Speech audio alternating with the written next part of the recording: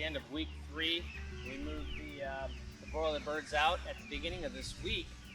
So at the beginning of their 3rd week of life, because it's been so nice out. So they are doing well. All of them have been pulling through just fine. They've been loving the new grass. Every day as I've come home, we move them onto a new patch of grass, give them new weeds and new bugs and a clean habitat to survive in.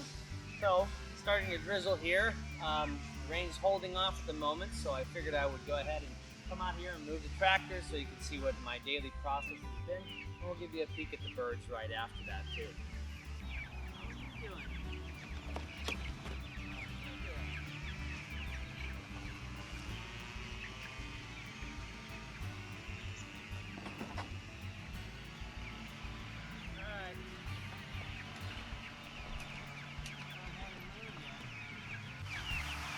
So I use this 2-wheel cart here, wheels on the end, kind of keep an eye in here, take a peek at them. So they all start moving.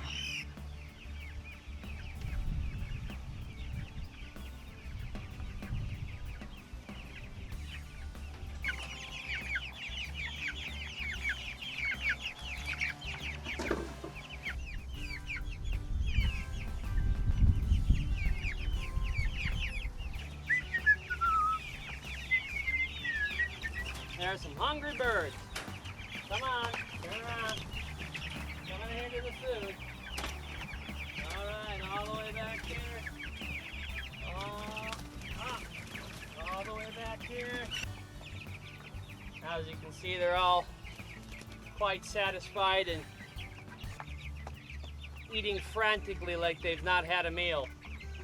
But that worked, so you can get a glimpse inside here.